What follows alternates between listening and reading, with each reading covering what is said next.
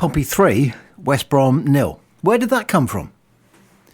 You know, it was a game so one-sided, mostly, that it felt like one of those junior games that you may have played in on a Saturday morning where one team is so much better than the other. It might have been the team you're on or the team they're on, where there's just no point, really.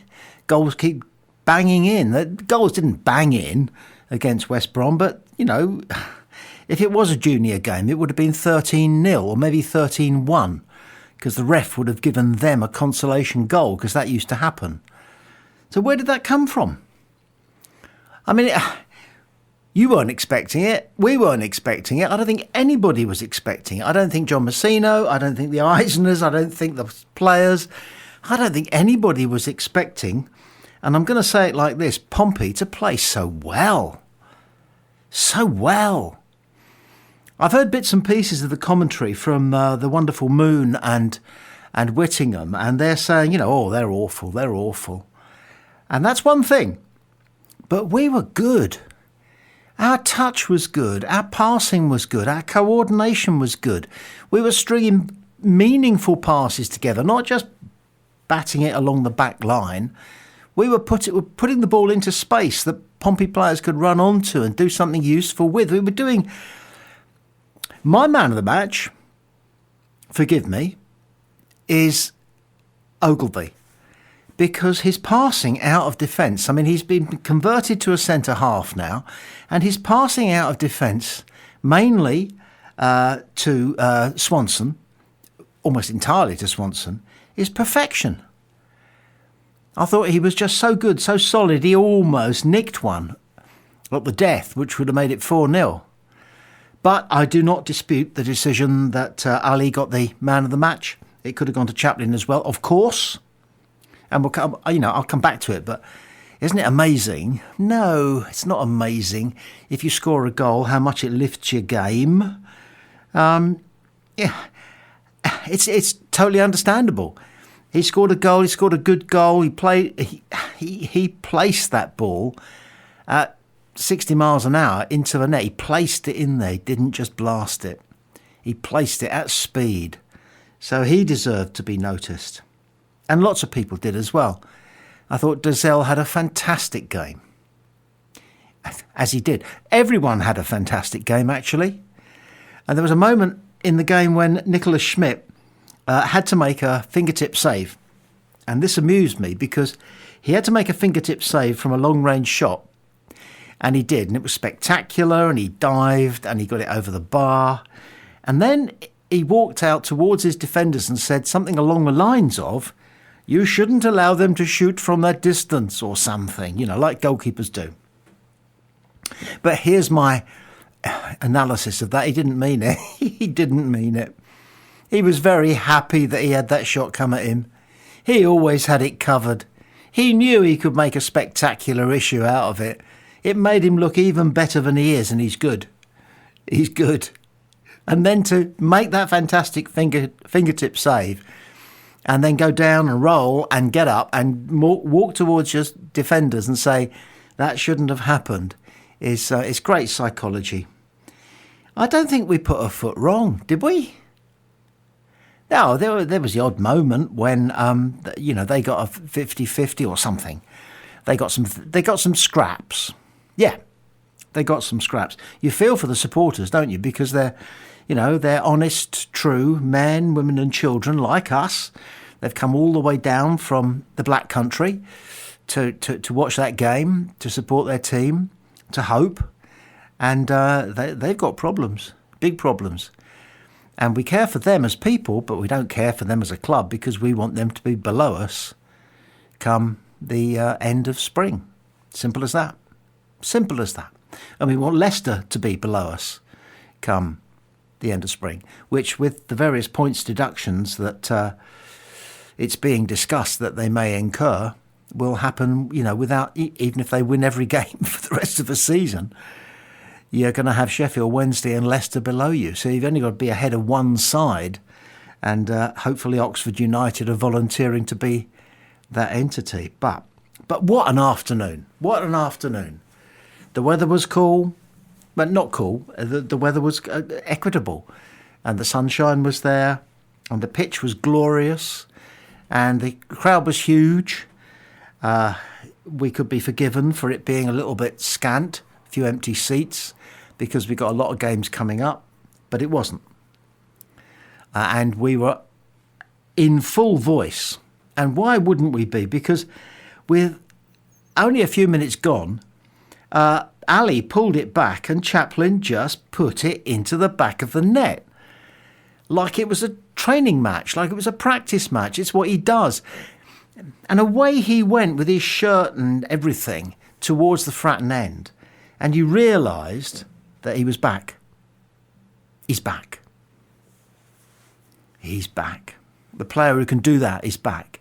And for the rest of the game, he was doing things like a man who had scored a great goal that had given us a 1-0 lead against an important opposition. We had to beat them. Well, wouldn't be, death in the afternoon if we hadn't beaten them, but we needed to beat them. It is so much better that we have beaten them. And Chaplin had given us the beginnings of the chance with a well-taken goal. I will just say, though, that part of the reason that Ali got man of the match was because of the pullback. And it's been talked about amongst Pompey fans for some time that when you get to the byline as a winger, you don't necessarily strike it across the face of the goal.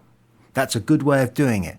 You don't necessarily aim for the back post. That's a good way of doing it. You have a third option, which is to pull it back towards the penalty spot if you have a player who knows that that might happen and lurks beyond the penalty spot, not a lot, 2 or 3 yards, and can strike the ball first time. And that is what happened. So I'm not saying it was a training ground goal.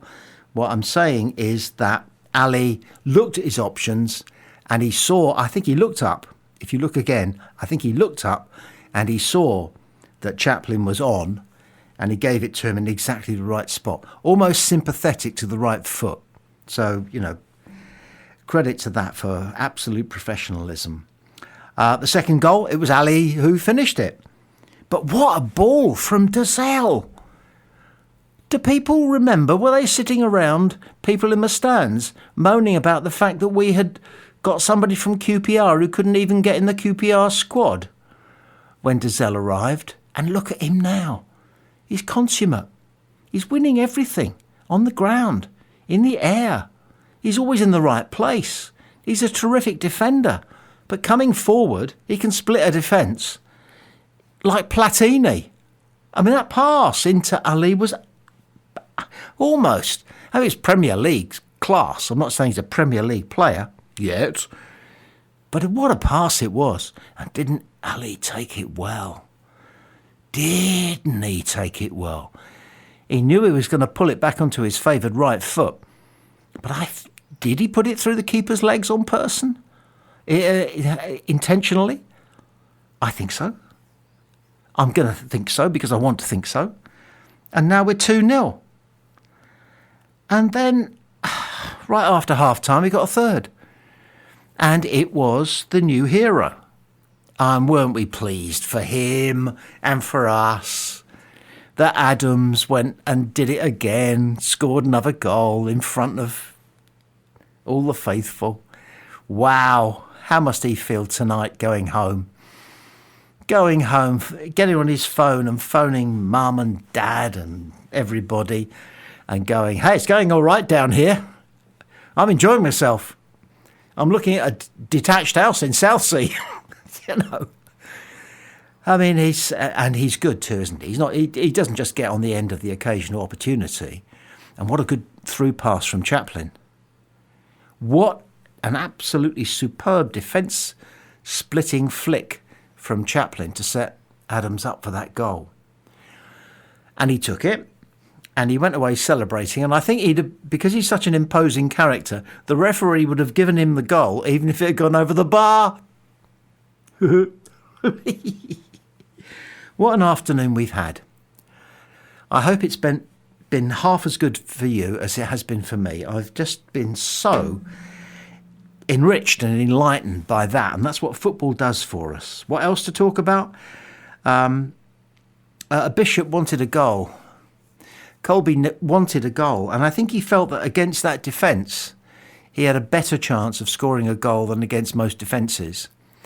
So when he was down, having had hit the back of his heel raked, let's hope it's not the Achilles, because that can be a very serious injury, and he went back out on the pitch, partly because he was saying it's not that bad, but also because I think he was saying I can get a goal here, because they're very flaky, they're weak, they're not good.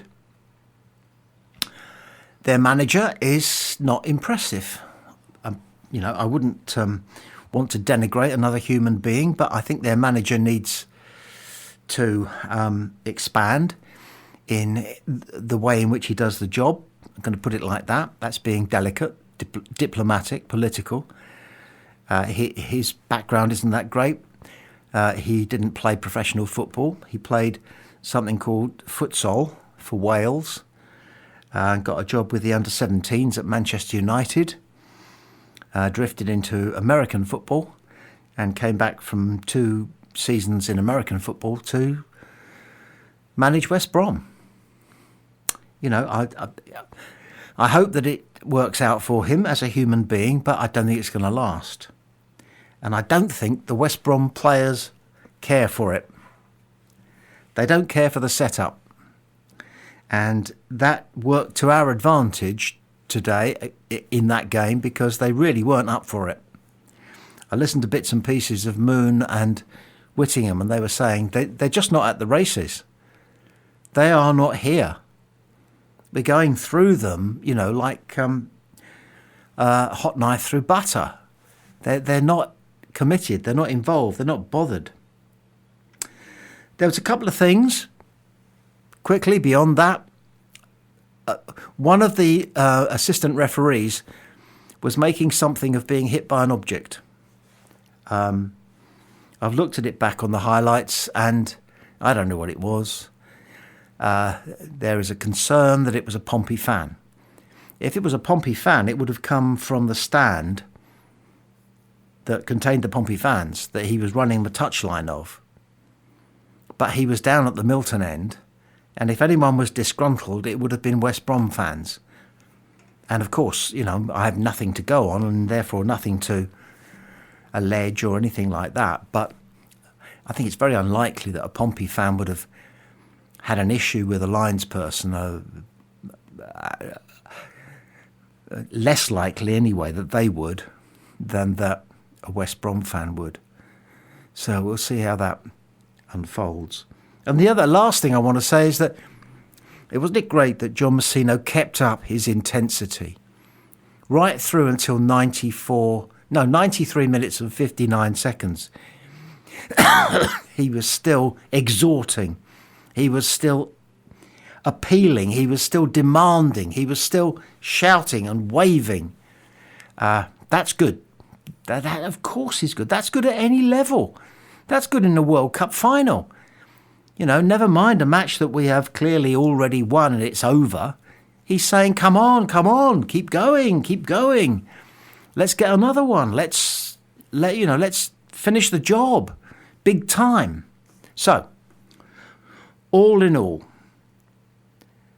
Pompey 3, West Brom 0, the game itself and the experience, 10 out of 10.